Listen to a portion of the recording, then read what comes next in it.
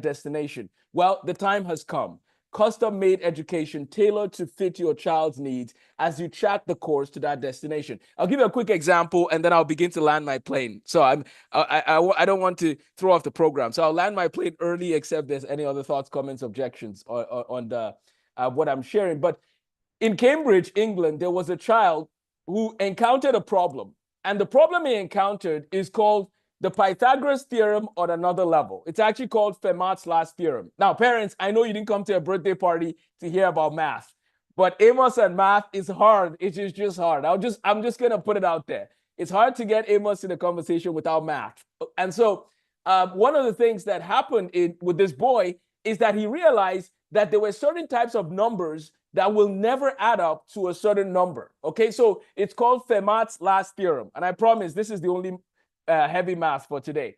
But basically, Pythagoras' theorem says if you square a number like a squared plus b squared, the answer is c squared. No problem at all. But what if you do a cubed plus b cubed? What if you multiply a number times itself 3 times and multiply another number by itself 3 times and you add them together? Will they ever give you a number multiplied by itself 3 times? And the answer is no. It's never possible.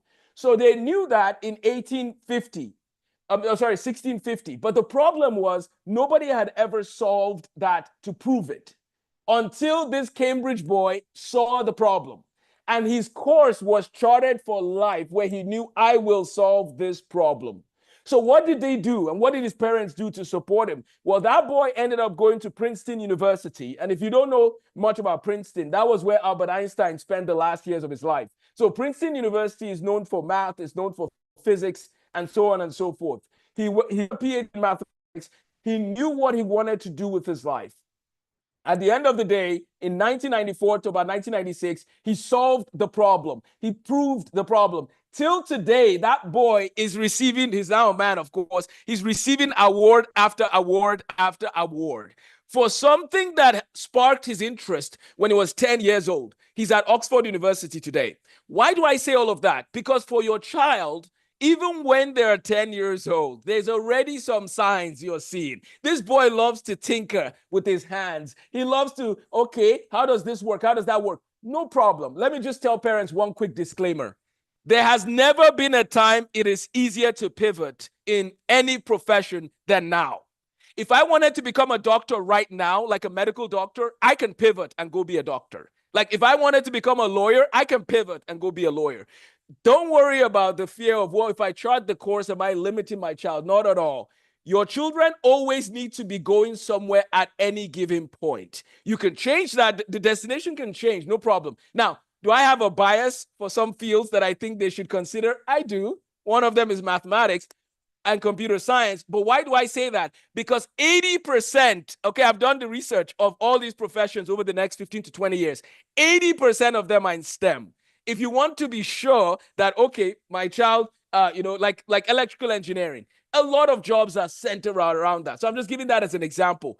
And the best CEOs today, they joke, are engineers, right? So it's like, it doesn't even matter sometimes what the child studied primarily. It's that they had a course that was charted.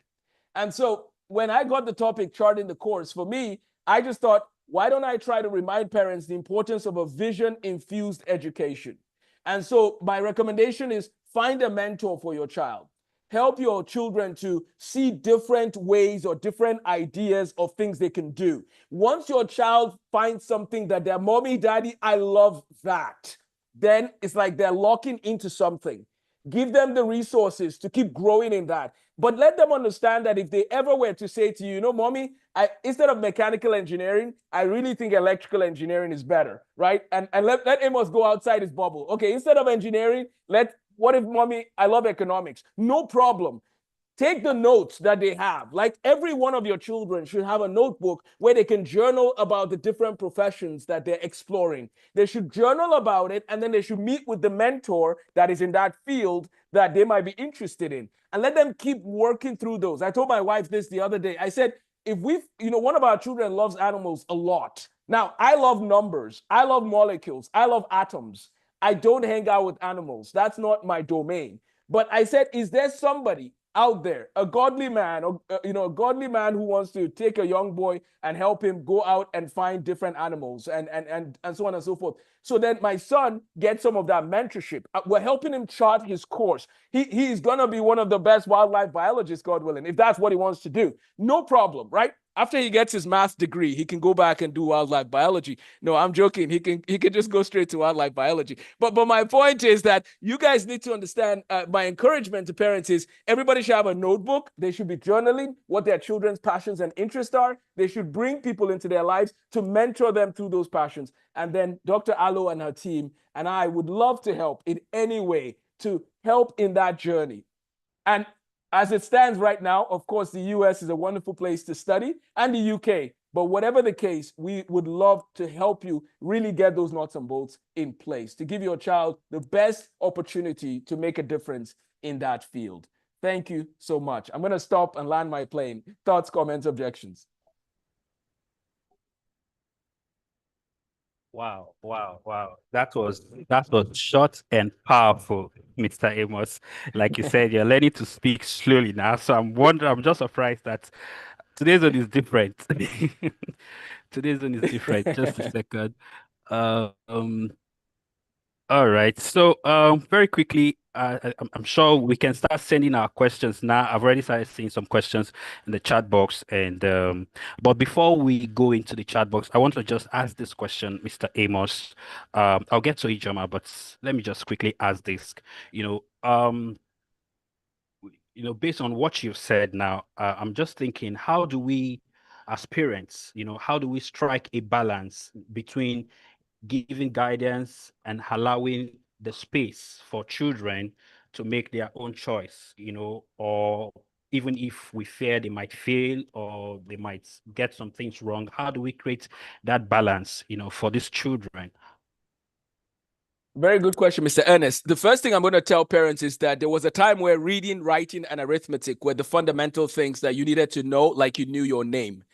Today, that is math, physics, and computer science programming. Those are like, if you don't know how to program in Python, you are literally like missing one piece of the element. Why? Because the new infrastructure, the new petrol, the new electricity, we call it AI. What language is it running on? Python. Okay, so imagine that your children are growing up in an era of artificial intelligence advancement and they don't know how to program. And then they apply to top universities and there's no mention of Python or programming or ability to work with computers. Number two, physics. AI is here, but there's actually something coming called quantum computing. And so your children should understand physics well. I say this because our current education system was not ready for AI when it came. Our current education system was not ready, because the reason why I say it was not ready is because with AI now and with quantum computing and so on, you need a large population of people that have a strong understanding of physics and mathematics and computer science. So whatever your child wants to do, I do want to encourage you to nudge them gently to make sure their foundation is solid. Now, beyond that, I would tell you, please, we never want to force our children into fields that they don't want to go into. However, we just give them counsel, we give them advice, and we let them keep exploring. They can keep exploring, no problem. But that's where this journal comes up. When they come to you and when they bring that interest, mommy, I've really been thinking about law. That's when you go into gear and say, perfect, let's talk about it. And that's where you nurture and really help them think through that, introduce them to somebody to help them think through what that looks like, and then watch them react. They will come back to you and probably say, mommy, I don't want to do that. I don't want to go to that. Okay, no problem. Notice that they've changed their mind there. Now, if your children are 16, 17, 18 years old, hopefully they figured some of this out by then. But if they're 10, 11, 12, it's a time of exploration, but you're gently nudging them. It's when they've locked in on something and they've done it themselves. They own it. You're not forcing them. That's where you now help them take what they've owned to the next level, which is where they're they're doing a deep dive into the research, knowing what's going on in that field, right? I'll give you one quick example in math. Do you know that today there are problems we haven't solved from the German mathematician Riemann? We haven't solved his problem, and it's really bugging a lot of mathematicians, right? So if you tell me your child wants to be a mathematician, I'll introduce them to that problem and let them start thinking about it, and they just might be the next Andrew Wiles of this generation. Wow. Thank you so much, Mr. Amos. Please let's keep the questions coming. And Ijoma, I'm sure we are ready to have you back on. I'll just read some questions. I think I have a question here rather, that is for you. It says, great hearing from you, Ijoma. Please, before you started showing up fully, what were some of the personal fears or doubts you had to walk through, and how did you overcome them? All right, so before I started showing up fully, I would say one of the fears or doubts that I had was how others would see me, not because of me, but because of my skin color. So I was a bit afraid of, racism and exactly how that would go about. So because I'd grown up in Nigeria for most of my life, I'd never really experienced that before. I'd never experienced racism. It's never been a thing that crossed my mind. And sometimes I fear that if someone was being racist to me, I wouldn't even realize because I would never think that. So it was something that I thought about. And because as you grow older, you get more exposed to what society can do, what people are capable of. And that was definitely one of my worries. How would people treat me because of my skin color? And honestly, I wish I could say exactly how I overcame it, that worry, but I think it was just remembering, that who I am, knowing who I am and knowing that I am special, I'm not defined by my skin color, and being able to have that courage to stand up. I'm glad to say I've never still experienced racism. Not once did I experience racism in my school in Wellington, but that's why in a way I can't necessarily say how to overcome it since I've never really experienced it.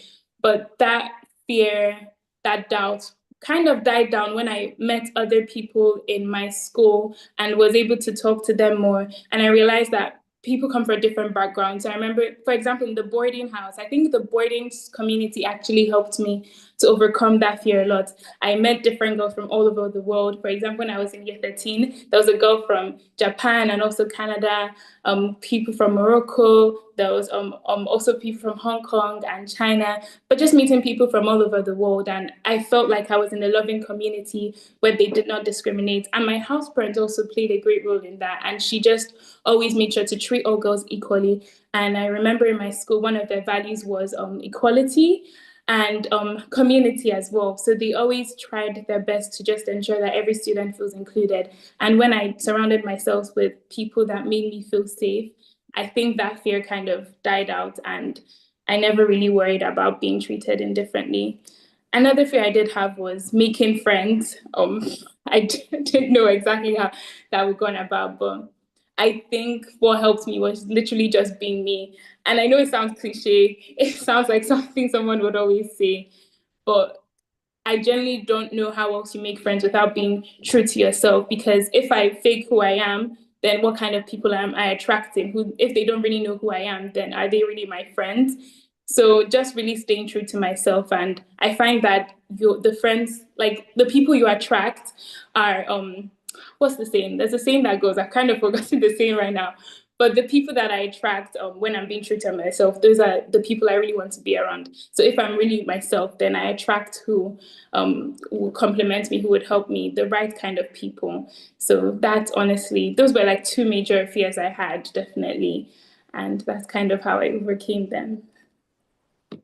All right. Thank you so much, Ijoma. Beautiful feedback there. You've given beautiful answers to the question. I have another one for you quickly. I think this should be the last. Mind you, if you have a question, you can please put up your hand and I'll call you to speak. I have here, it's a beautiful story, Ijoma. I'm glad you were able to find yourself early and own identity and own your own identity unapologetically, not minding people not minding, not many people that courageous, find themselves and stand and stay rooted. What advice will you give um, young people who find themselves in a similar situation? Okay, so one thing I do know is that not everyone does have that same confidence, and it's really important to keep that in mind. I knew that when I was in school, I saw different people from different backgrounds, and they would have varying experiences just because of who they were. Some were more quiet than others, some were definitely more an outgoing and social person. But one thing that I noticed in different people, and also in myself, is the kind of people they surrounded themselves with.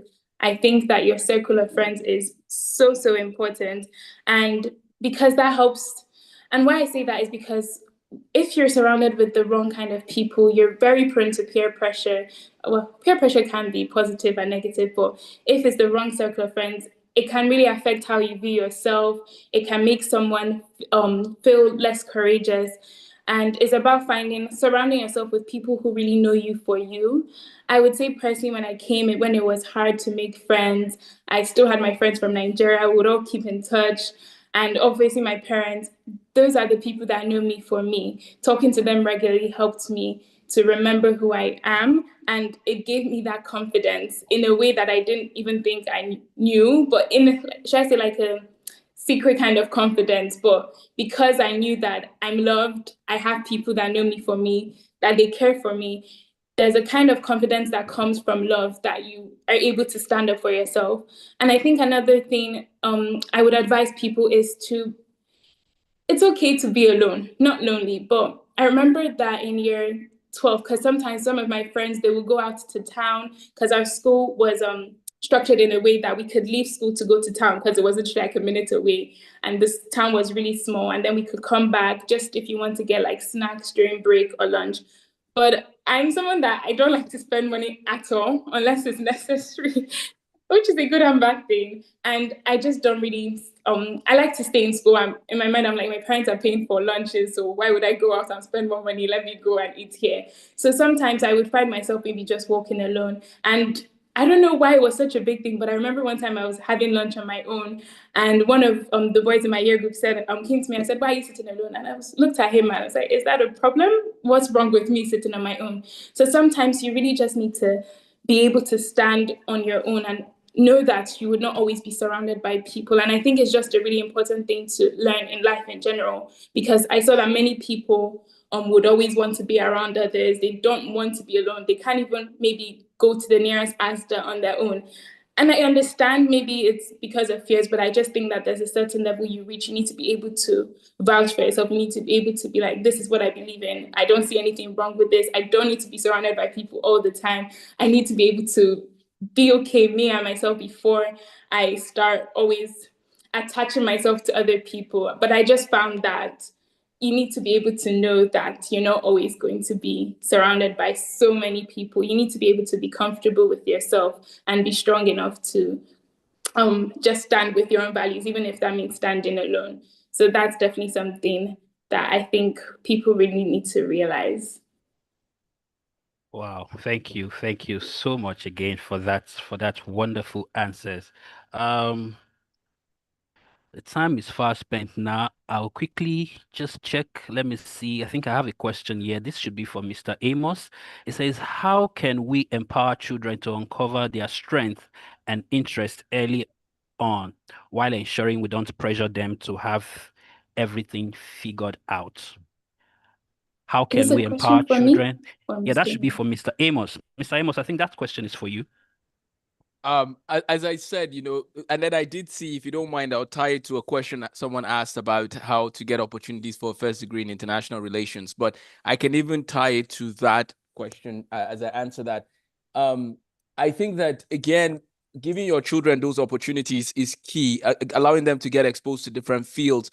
But there's different age groups we're talking about, but I love pointing to like 10 to 12-year-olds just as an example. Now, many children, sometimes when they're 4, 5, 6, 7, they might say, I want to be a doctor today, tomorrow is this, tomorrow is that. Now, some of my kids, my wife and I are blessed with 7 children, they've stuck to similar topics. They've never changed. Like, some of them have stuck to the same thing for, granted, they're young, and if they change tomorrow, I'm not disappointed. But I'm just saying it's very interesting where, like, one of my daughters is very nurturing. She wants to be a doctor, and that is what she talks about all the time. No problem. I mean, if you go on the path of becoming a doctor and you change later on, what happens is you still learned anatomy and physiology, you still learn biology, you still learn chemistry, physics. So it's like you're not losing out. So let's just keep that part straight.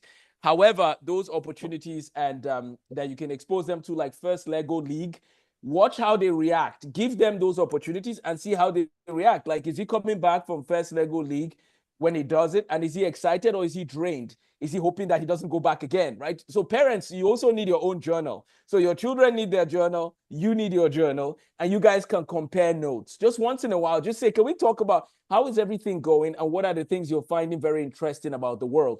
You guys might know a company called NVIDIA. NVIDIA makes the computer chips, GPUs, that power AI. But do you guys know that he was a teenager when he decided that, you know what, I really love to tinker with things and I really love mathematics. What should I do with my life? And so then, of course, they were like, well, electrical engineering brings a nice blend. So he's like, I'm going after electrical engineering. Like, guys, there is almost nobody in the world today in electrical engineering at the scale of Jensen Huang. But why is Jensen Huang way ahead? Because he got his vision early. He knew where he was going. So he locked in. Now, let me say this, parents. There are students today who will tell you, I want to be a YouTuber. There are children today who tell you they want to play video games. Parents, I am sorry to break the news to you, but because of this same AI that we're talking about today, the amount of videos that are produced per day is going to go ×5 to ×10 in the next few years. So let's say there's 10 million videos produced per day. That number is about to go to 50 to 100 million views per day. I mean, videos uploaded per day. What that means is that the most unrealistic career to think about is a YouTuber. It's the most unrealistic, and here's why. I'm telling you this because parents, that's what many children say they want to do. And here's why. I'm sorry to burst their bubble, because there is now something called AI avatars that can make videos on behalf of YouTubers so that they don't even have to make their own videos. So that means that there are videos that are flooding the internet and will only flood it more. And the challenge is that there's only so many hours of attention per person per day. So therefore, there's not enough attention per day. When the time keeps going, the attention per day is going to keep shrinking. That means being a YouTuber is going to be very difficult. But here's the thing.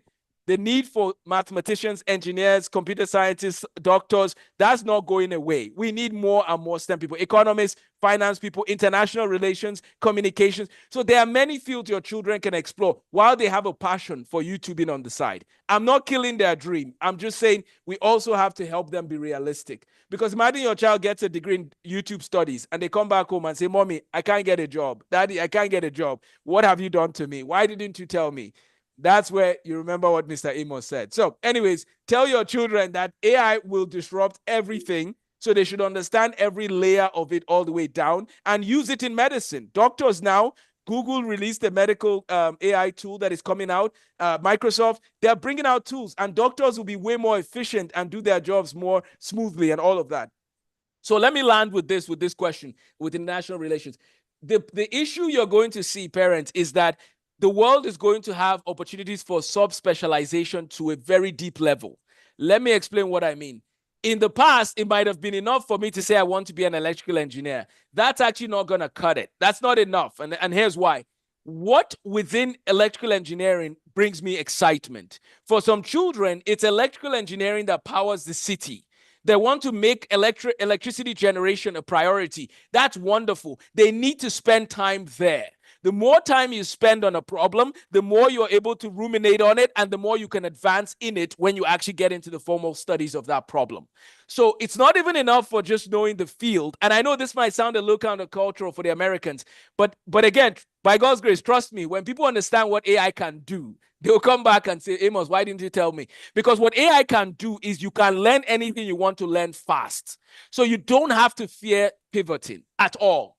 Because the agentic AI is here. I've used it for 3 months. They had it in training. It's here. Agentic AI is here. Like just yesterday, agentic AI wrote me 2 textbooks on what I needed to teach a specific thing. In just one day, in a matter of hours, it wrote the whole textbook. I'm not like, imagine an agentic AI building textbooks cover to cover.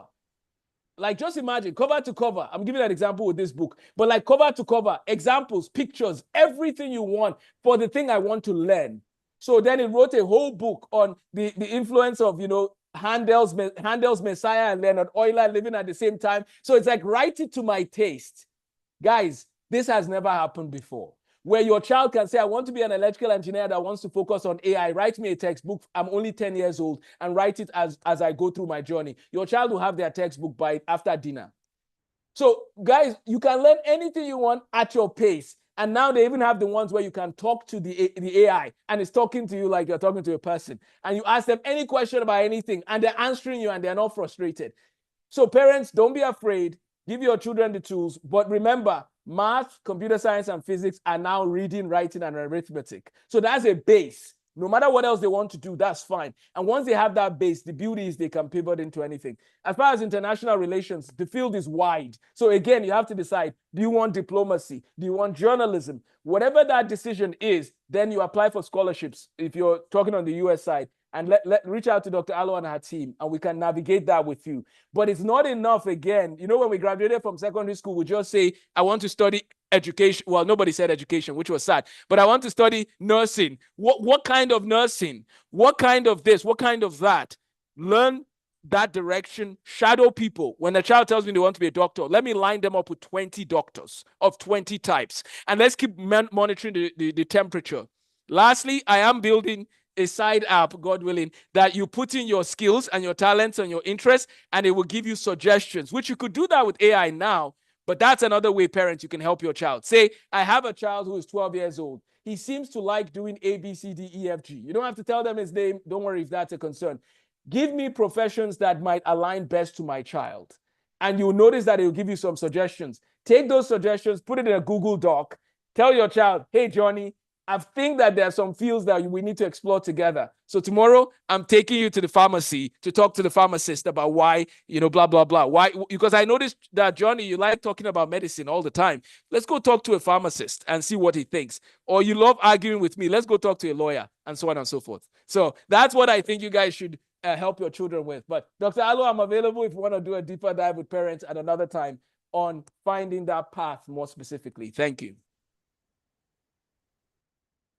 Wow, thank you again, Mr. Amos. Thank you so much for that. Our time is fast spent. We're almost 1 hour on this call, and I can't wait to move on to the next session.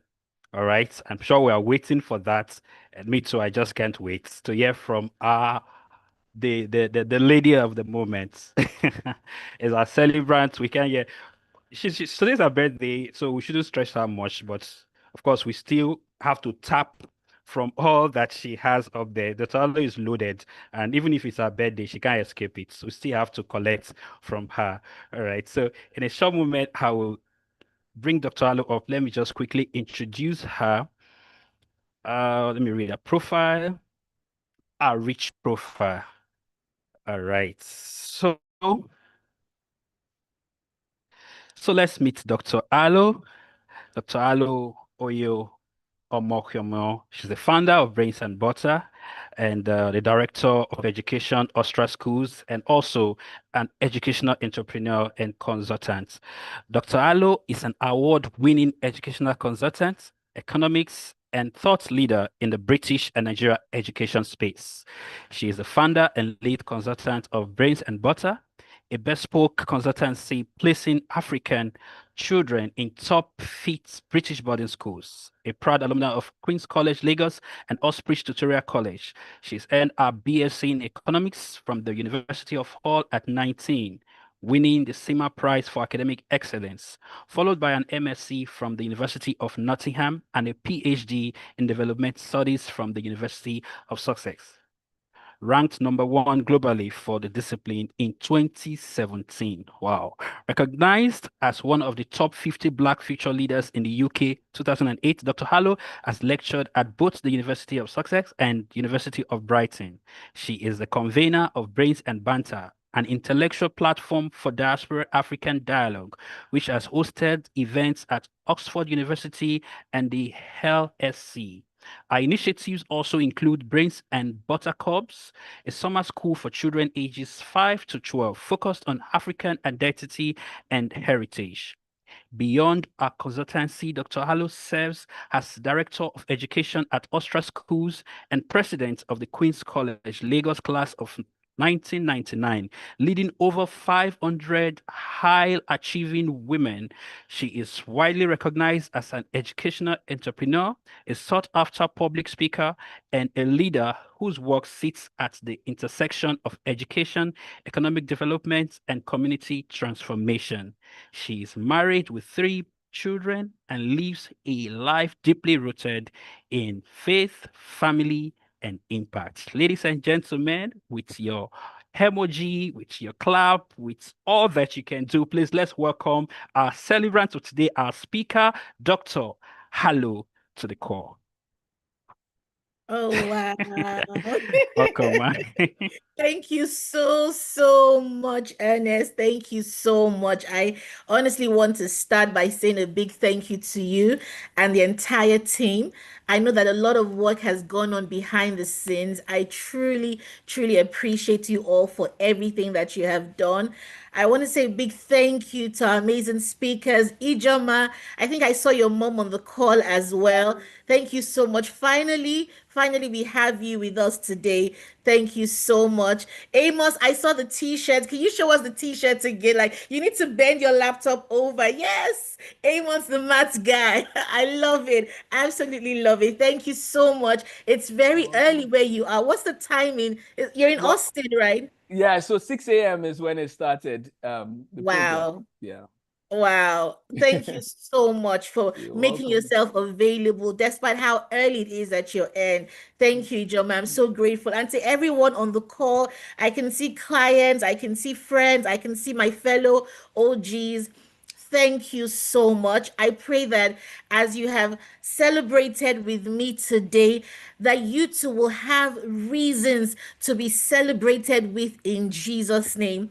Amen. You know, I'm also a minister of the gospel, as it were. And I just pray that as you have connected with me today, whatever that issue is in your life that you want God to turn around. I'm almost even breaking into tongues. I have to hold it together. But I sincerely pray that one of the birthday presents God will grant me is that as you are on this call, you've taken time to join me today. I pray that God will answer you in that specific area and you will testify in Jesus' name. Amen. Thank you so much. I'm so grateful.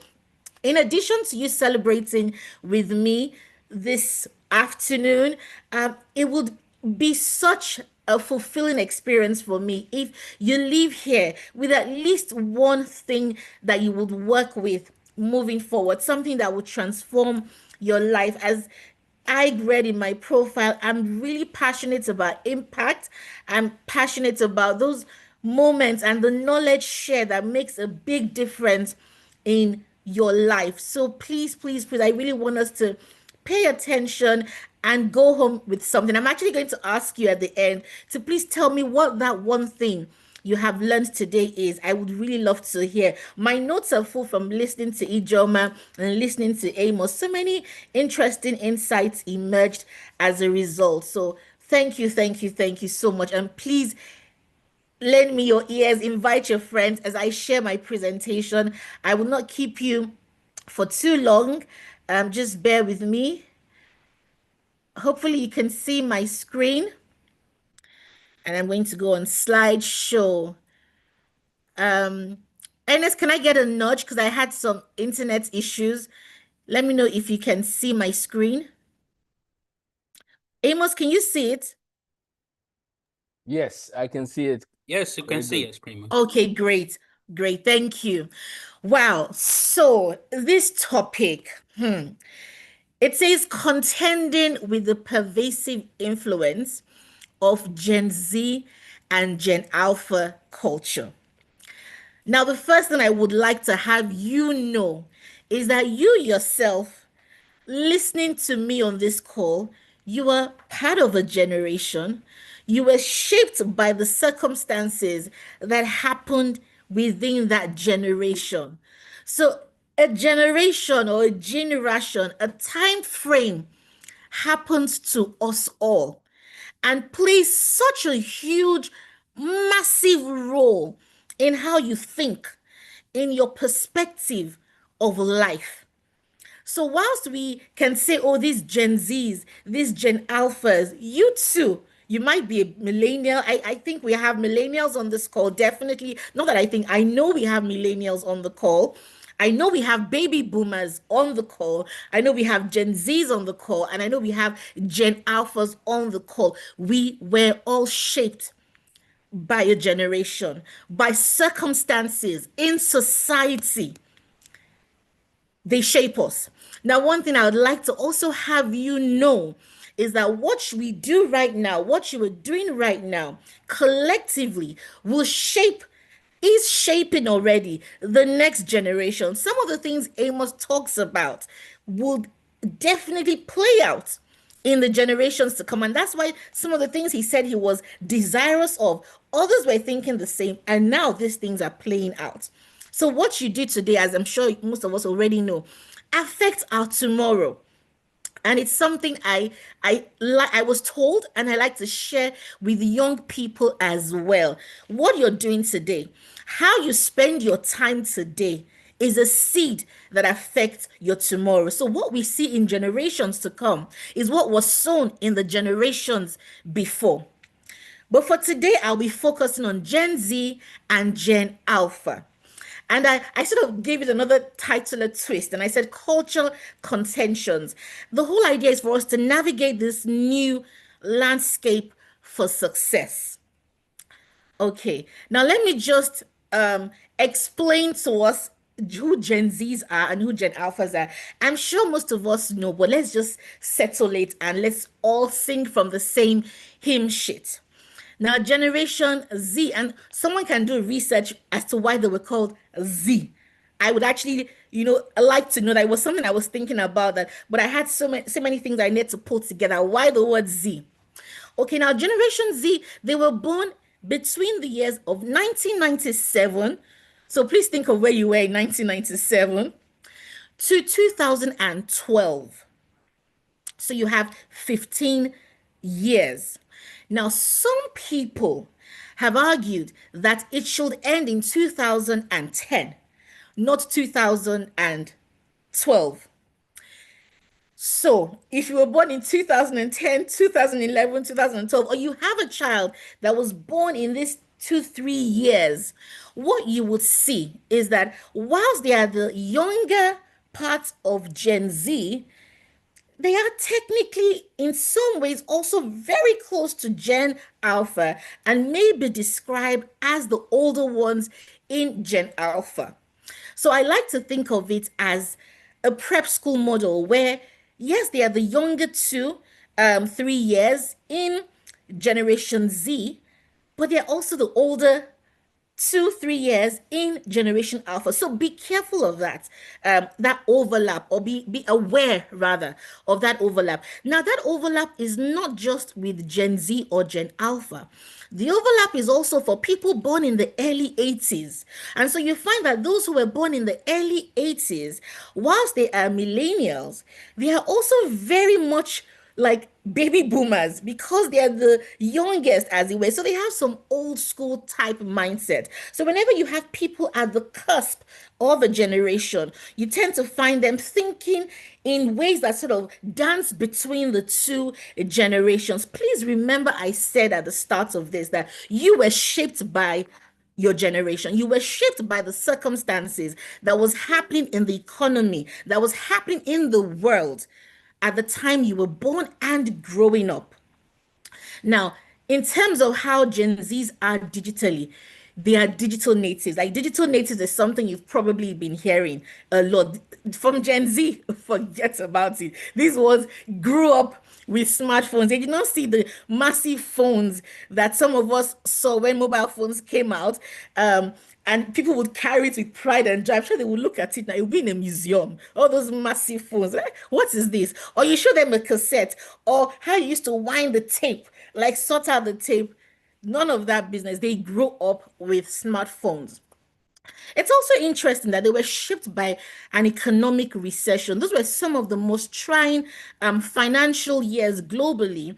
They've also been shaped by climate change awareness because the debate on climate change really came to the fore in these 15 years. And they have been shaped perhaps most negatively by social media. This is where the pervasive influence really, really comes through. Now that's Gen Z for you. Now let's go to Gen Alpha. Generation Alpha, literally ending around this time, we're born, and so we're actually on the cusp of another generation. So you are here on time. This is very timely for you. So Generation Alpha, those born between the years of 2013 to now. Or if you want to choose the 2010 start date, then 2011 to now. That is Generation Alpha, hyper connected from birth. And they are now seeing shall I say, a move from, not a move because social media remains, but AI has now really come in.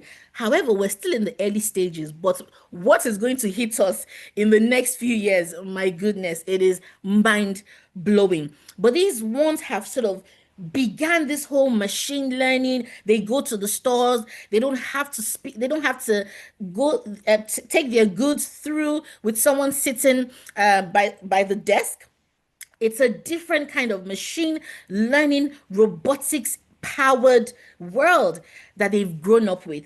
They've grown up with voice assistants, with a pandemic disruption. You know, the other day I was thinking to myself that, wow, so COVID actually, what made me think about this? I was on a flight and this person was sneezing.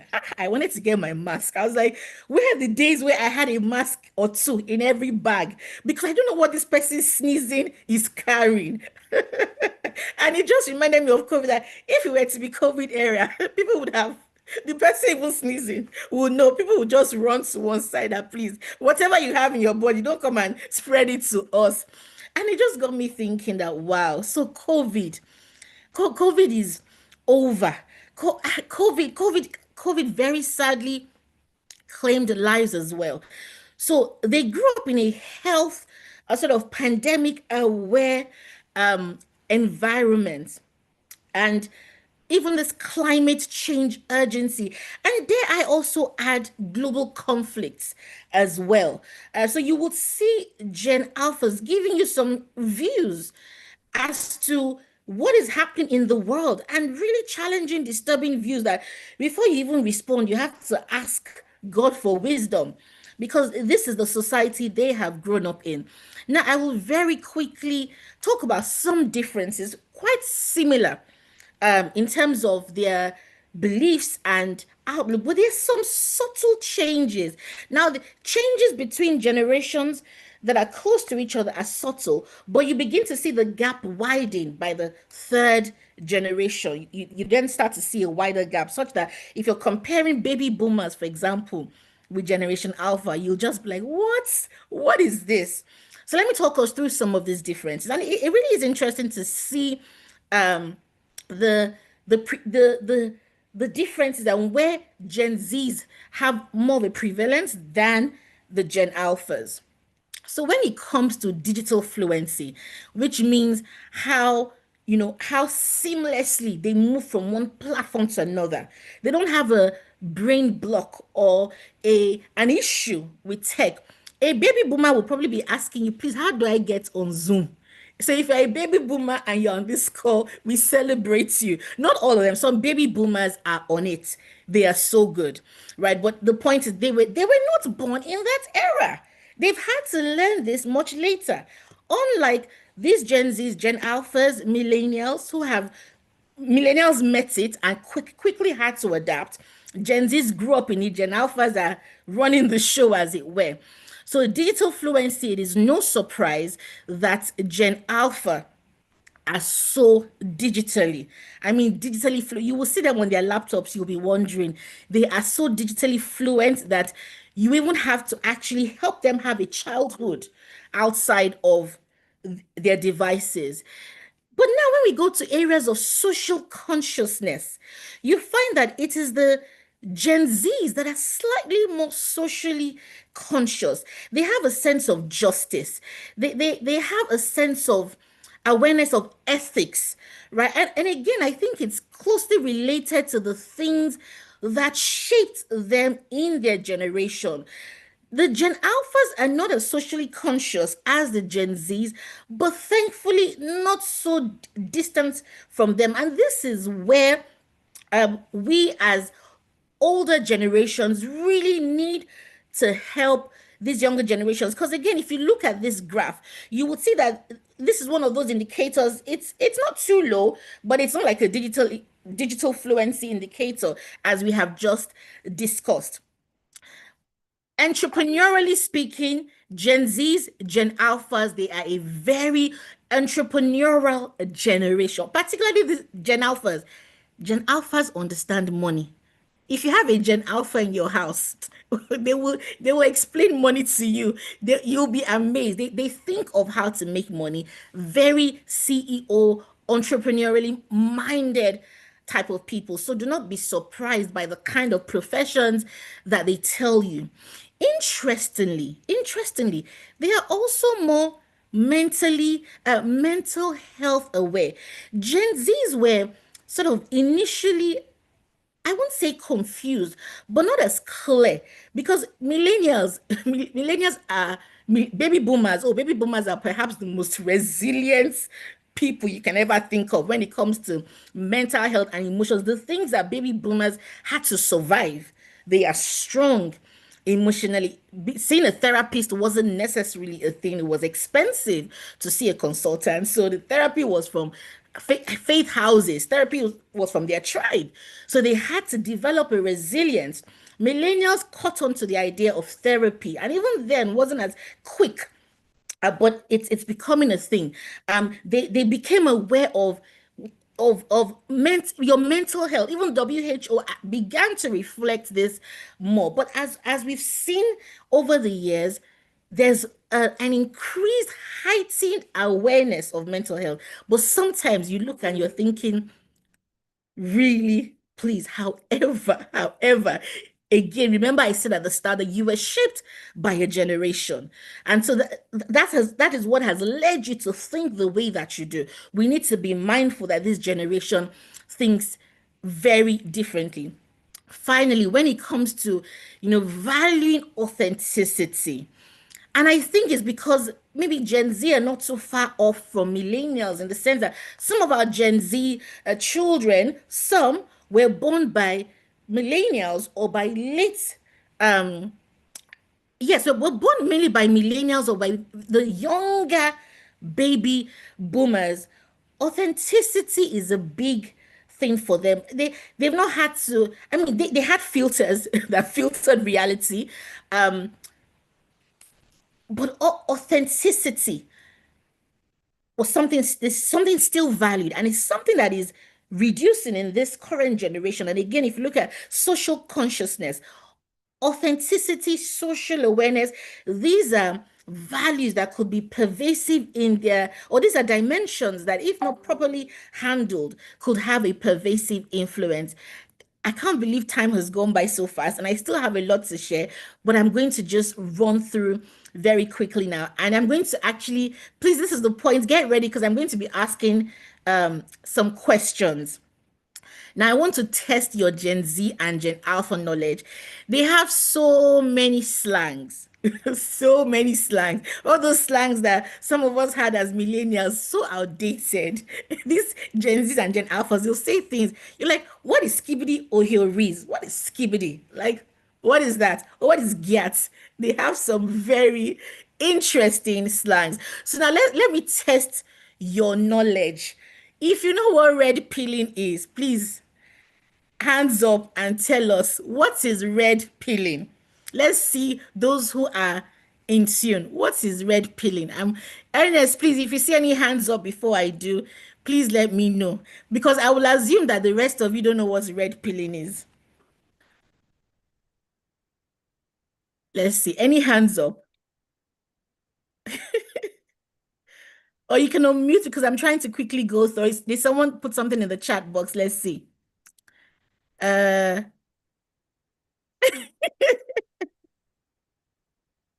I think Amos just said, I speak the Queen's British English only. Can I try?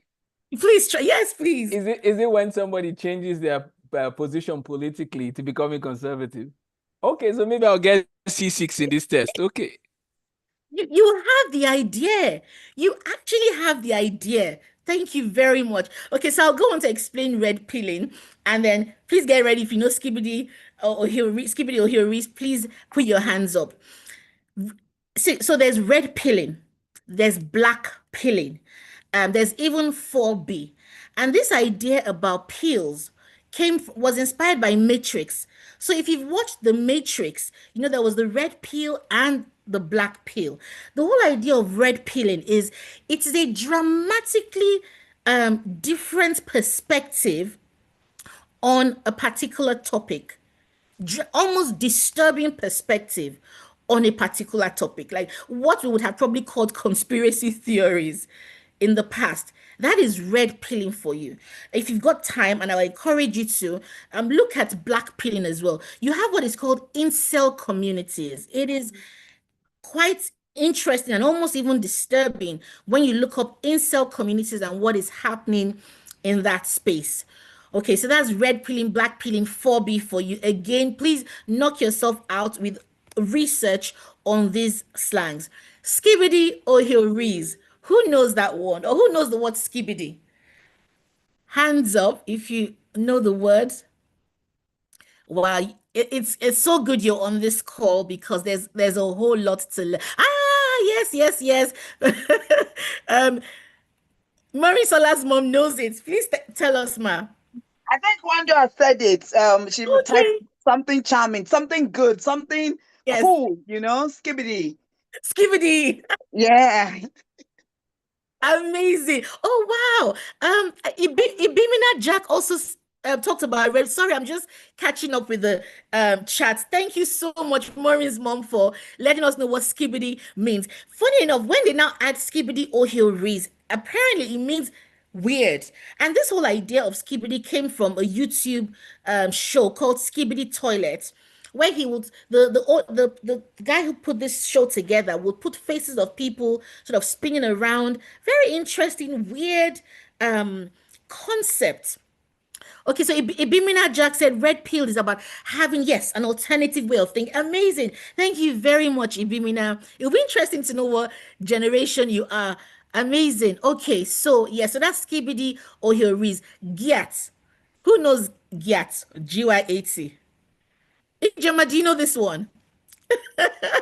So please educate us. Tell us what this is. I don't think I can say what this one means. You can polish it. Oh, if you know the muscle, the gluteus maximus, that's where that's what they're talking about.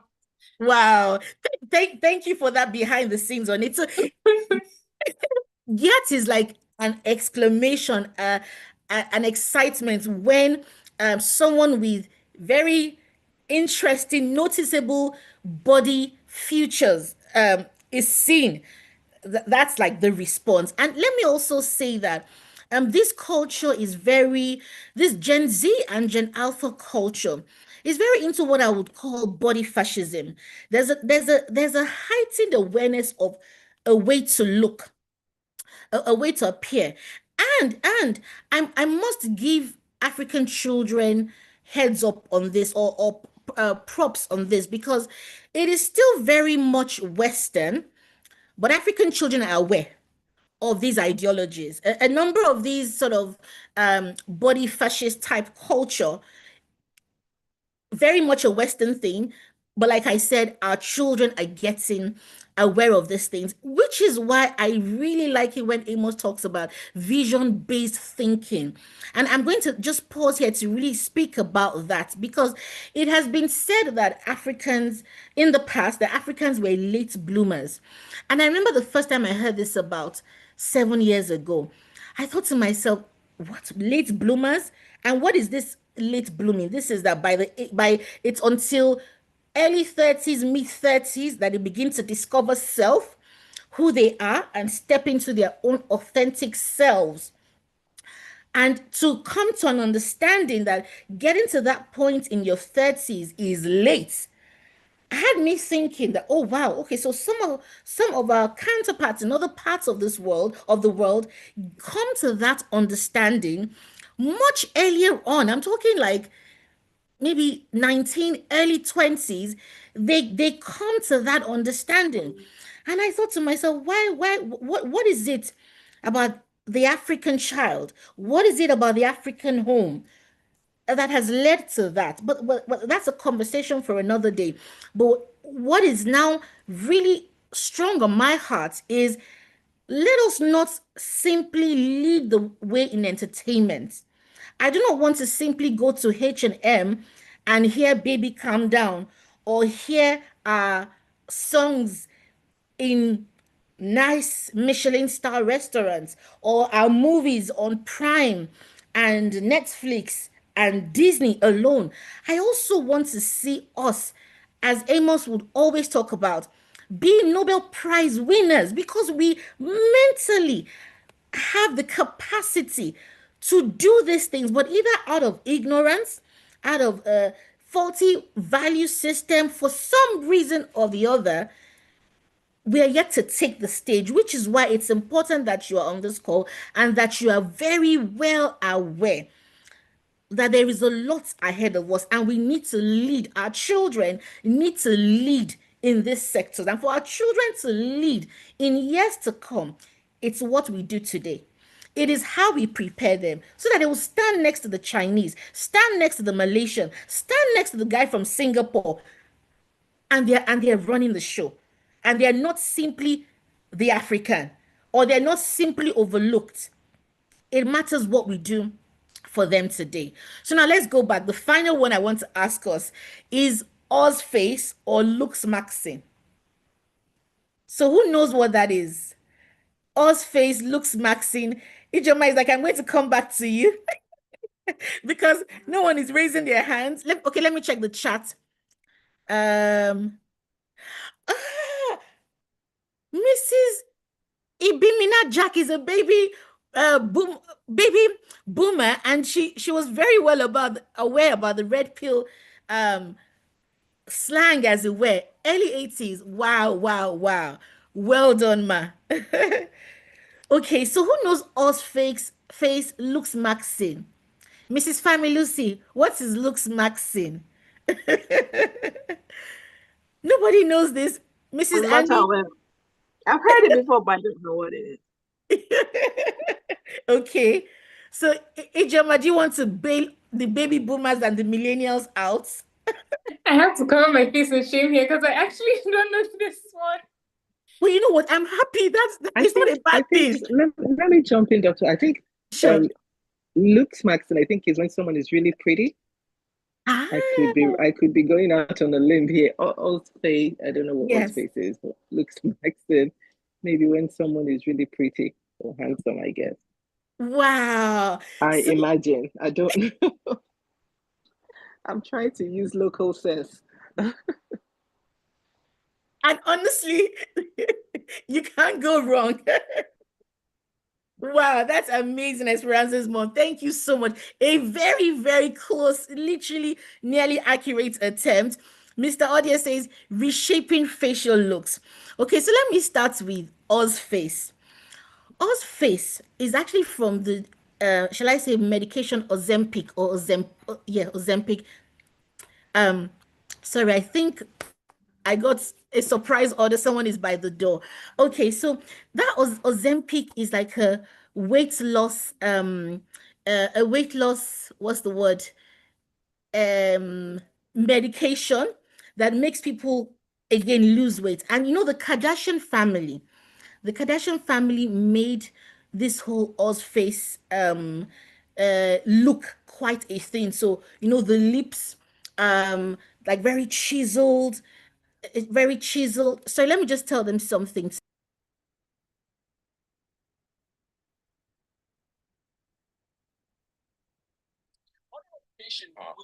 Sorry. Okay. Can you hear me? Amos, can you hear me? Yes, can you hear me? Yes, we can hear you. Oh, amazing. Apologies. I think my husband ordered a surprise for me, so they rang the bell. Okay, so Ozface, let me quickly recap. It's from Ozempic, or it's like a weight loss medication that it helps people to lose weight, and it's like it's a particular look. That's why. Okay, so facial transformations, facial restructuring, like high cheekbones, lifting all that. It's Ozface. It's a thing looking a particular way. And on the other hand, for the guys, looks maxing is more male. If you go on Google, like, or even on Gemini or ChatGPT and put Oz face, put looks maxing, you'll be amazed. You see, just even go to the images, they will show you. So looks maxing is a masculine type of way of looking, or so they define it, right? Again, it's back to this almost Western ideology of looks and obsession with body, with sexuality, with identity. It's very, there's even such a thing as manosphere, right? It is crazy. Their views, their feminist views, mind-boggling. What they speak, what these ideologies, and there are people who are shaping this culture. There are some people who have more followers than CNN and BBC combined have. And these are the people, forget you like to watch CNN, you're watching BBC, you're still reading newspapers, Financial Times, Economist, getting correct, authentic news, Telegraph, The Times. This generation, their Telegraph, their Times, in fact, Wikipedia is probably quite a popular one for them. Um, the thoughts and ideas of some of these, shall I say, influential figures who have become so wealthy, from cryptocurrency, which is another thing for them. They are so influenced by these figures. I like that Ijoma regularly said the role her mom played. And I want to encourage us as parents, we have a key role to play in the lives of our children, because there really is a pervasive influence out there. If you hear them, engage them in debates, engage them in conversations. Please, you cannot do the baby boomer millennial style of just shutting them down and not even hearing them. And if they argue with you, the baby boomer millennial response is, oh, you're being rude. And I get it. I get that baby boomer millennial response. But my dear fellow parents, that is not the way, because they're in a different generation. But we will still teach them respect. We will still teach them how to package their views respectfully, but you cannot deny them their authenticity. You cannot deny them their views. You've, after all, educated them so well. They're going to be some of the most wealthiest generations ever. So you need to listen to them. Okay, now let me quickly move on because time is going and I'm beginning to, okay. I think, have I stopped sharing? Let's see. No, I can see the screen. You can see the screen. Okay, great. Yes. Thank you. Okay, I just have a few more.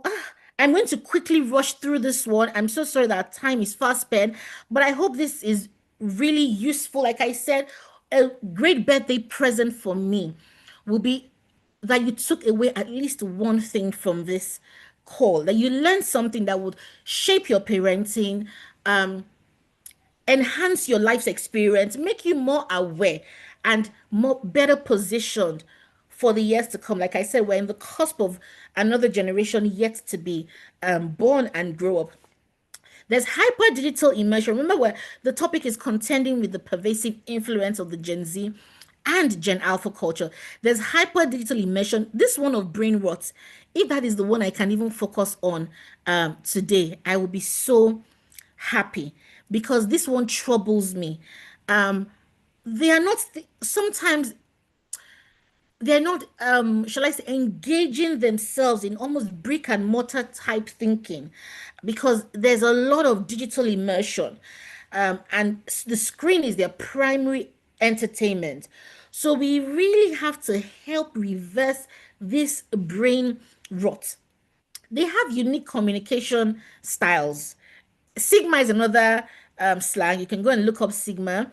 They're easily influenced by, shall I say, adverts, because they've grown up in so many. You think we saw adverts in between watching TVs? Oh, the adverts they're exposed to is a lot, and they have shall I say, purchasing power of sorts, right? So there's a brand called Drunk Elephant, for example, and some girls, if they don't have Drunk Elephant on their table of cosmetics, is like, oh, you're missing out because you don't have Drunk Elephant. Like, they know brands. Their social status aware. So aura points, aura is a thing. Fit checks, it's a thing. That a very heightened awareness of how they present to the public. They are an AI native generation where they are growing up with AI as a normal part of daily life. What are the challenges?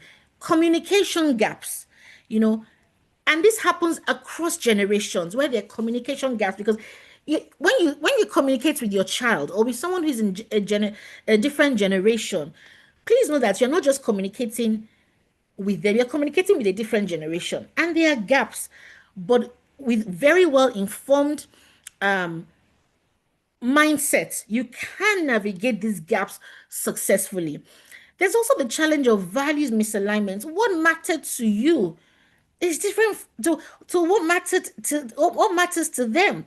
So, for example, we had a situation where we were told a girl wanted to get a dog because most of her friends had dogs, and she didn't. And bless her Nigerian mom, her mom is like, I'm not finished taking care of you.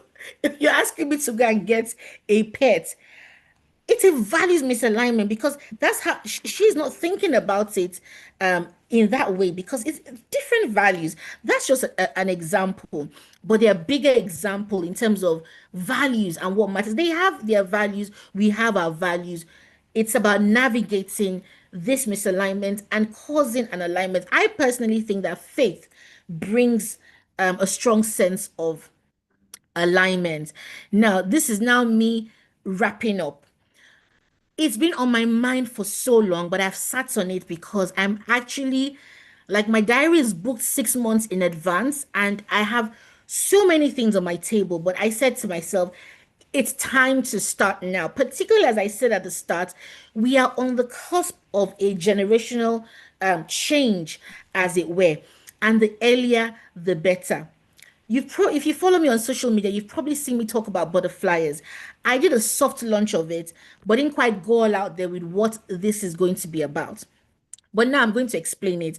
And I think Okpayemi or someone from the team is going to drop the link if you're interested. But for starters, this is for children between the ages of 13 to 16. I know we have parents who have children who are younger than 13, and I hear you, I see you. Don't worry, just still indicate your interest. Let us know the date of birth, and once they hit that precious age of 13, we are so having them on. And if we can, we might open it up soon to those younger than 13, but this is really for the teenagers in this age, so from years 9 to year 11.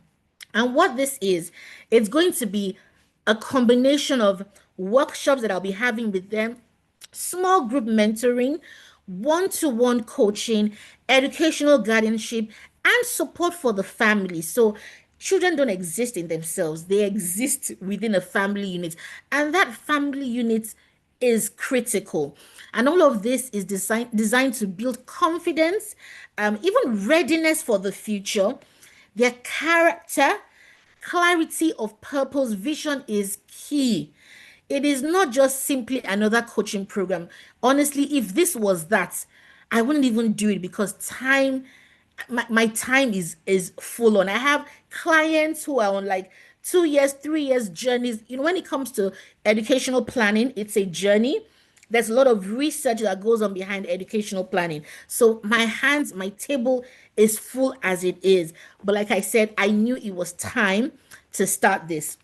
And it's going to be a safe place of growth for your teenager to be able to build self-leadership, resilience, embrace their heritage, faith, and identity, and learn practical, future-forward skills grounded in timeless values. So to wrap up, and you'll be getting more information about this, but please fill the form if you're interested in being a part of it. Sorry, there's a part of Zoom I can't even see. But anyway, as I wrap up, the challenge isn't simply understanding, the Gen Z and the Gen Alpha culture, which hopefully you have a richer understanding of right now. It is about adapting. This is like an operative word here, adapting quickly enough to remain relevant. Even baby boomers, millennials, if you want to be relevant, even as a person, not just about relating with Gen Zs and Gen Alphas who will begin to lead the way and pave the way, for you need to be able to adapt quickly so that you can remain relevant and not get redundant, whilst at the same time maintaining authenticity and purpose. A lot of you here are friends, family, and clients, so I know you already know where to find me, but just in case you don't, these are my details and you can connect with me. Thank you so much for listening. I hope you found this very useful. Thank you very much again for celebrating my birthday with me. I'm so grateful. Over to you, Ernest.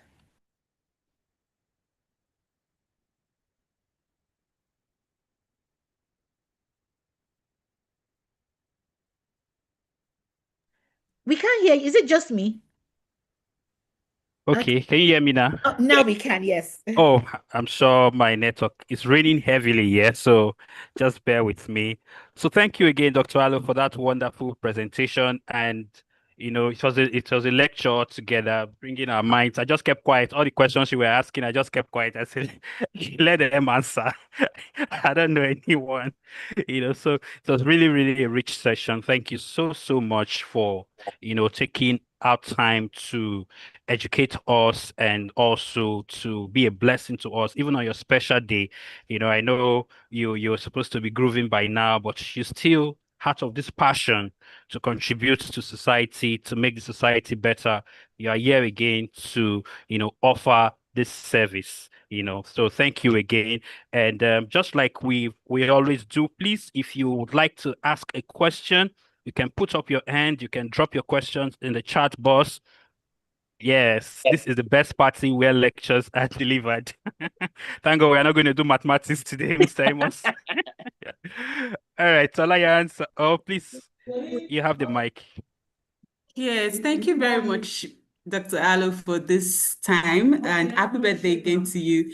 I just wanted to, is the contribution, not a question. And just hearing you talk about the contending, between the different, the Gen Alphas, the Gen Zs, and all of that. Growing up, you abbreviate words, and my dad will send a message back to you like, what's the full meaning of this?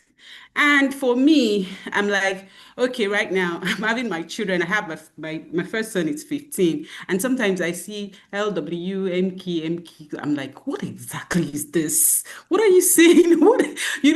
I'm like, okay, can you please? It's about you, that learning, and that comes to your word about us, coming to that awareness that this is where we are, and then waking up to it. And then, I just humbly request, like, hello, son, please, can you explain the NW, or whatever? Just please explain so that I understand what you're saying. And then, it comes to that knowledge to say, okay, it's like this woman is not in my time. So he explains and says, okay, this is what I'm trying to say, mommy, and all of that. So when you were asking all those questions, I was just like, I'm not sure.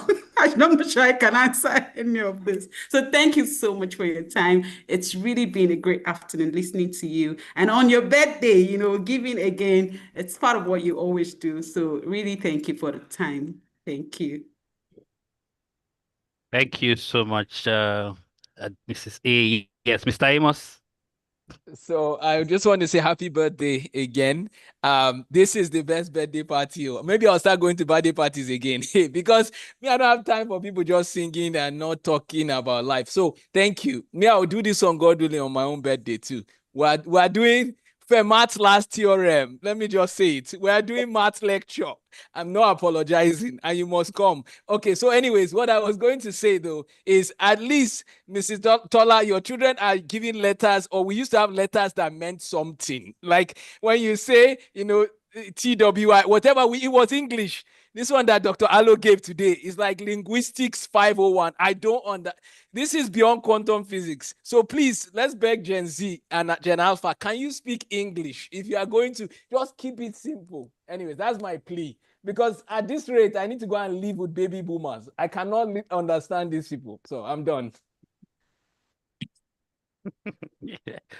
All right. Thank you so much. Obviously, Dr. Alo has shattered the table today. So, all right. Thank you. Okay, Coach Ekwase, please go ahead. Yes. Good morning. Good afternoon, everyone. Coach Amos, thank you so much. Lady Ijoma, or Ifoma, I think Ijoma, amazing speech. Well done. And Dr. Alo, happy birthday. Happy Purpose Day. I just relaxed, thinking everything everyone spoke about today. Good value for time. I just want to add that as parents, let's understand all these things we've been taught. Your children have been given to you to care for, and their manufacturer is Almighty God. We should be intentional to always revert to Him on how to handle them. Generally in the world now, things are faster, shorter. People don't have the concentration span now is so short, to the extent that videos, 30 seconds too long. People are just scrolling, So we, the parents, this thing is just to create a consciousness in us to know that we need to unlearn some things that we have learned, we grew up with. The ship has sailed. We need to understand them and then keep teaching them some basic values that they need. And you let them know in communication. Okay, add 50 years to our ages. Okay, 100 years. Many of us will no more be here. Let me even say 60 years, assuming we have some people that are 30 years old here. If you add 60 to my age, if I'm not dead, the people will be wondering if there's a problem. I'll be begging to die. But some of these alpha people, they will, by God's grace, many of them will still be alive. They will be communicating with their own people. And then after this alpha, in the next 15 years, 30 years, 40 years, what will it be? Beta. Beta. So it's going to be worse. So we have the responsibilities to ensure that we teach them the basis, and above all, the fear of God. Almighty God, their maker. Amen. And in communication, it is the receiver. If the receiver has not understood what you are saying, you've not effectively communicated. My name is Essential Exceptional Ekwase. Many thanks again, and I will yield the mic. Wow. Thank you. Thank you so much, Ma. Thank you so much. Dr. Alo, please, I have a question here. It says, with so much global content influencing young people, from trends to language to beliefs, how can families and educators help them stay grounded in their core values, especially when those values seem uncool or outdated? That is such a great question. To be honest, parents, educators, teachers, anyone who is involved in the life of a Generation Z or Gen Alpha person, you need to invest time and money with them. Because for them to be able to build these timeless values, to build these core values, you need to introduce the system to them because it is outside of what they are growing up in. You need to invest in the expertise of people like myself, Amos, Coach Ekwase, who are able to invest time with them, have curriculum and resources to teach them because sometimes they need that external voice in addition to your voice internally. One thing that is going to start happening even more is educational coaching, academic coaching, even value system, life coaching is already a thing. They need people who will walk alongside with them. However, what you do in your home really matters. And one thing I hear parents say, and even the contributions that have come through, is there's this subtle fear of a loss of values. And that's what this question is about, that I don't want them to lose these values. I want them to be able to type things out clearly. I want them to be able to show respect, to be, to have the same core values as I do. I hear that undertone of fear many times from parents, especially because of what I do. When people are about to send their children to the United Kingdom to study, that is the greatest fear. I don't want them to hear about things and be exposed to things, but there's only so much shielding that you can do. And sometimes Africans have even over shielded their children. What you need to do is explain to them. You need to reason with them. Okay, so you want it spelled out longer, for example. Why? And be ready to hear them say, but it saves me more time, just typing the abbreviation, and then be ready to respond to that. They need to be engaged with. But one thing I can guarantee you, once they have a strong sense of understanding of the why, you are good to go, because it is, once they have that firm belief. There's something Coach Ekwase said, and I would hold on to that. One of the best legacies you can give your child is to help them develop their relationship with God. It is one of the best things, even before education.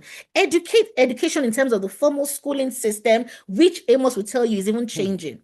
One of the first and the best education that you can give them is for them to know God. And can I tell you that some of the best physicists, some of the world changers of today saw things in their dream, had things explained to them, understood theology. So don't even think, oh, faith is a separate part of their life. No, it is a critical part of their life.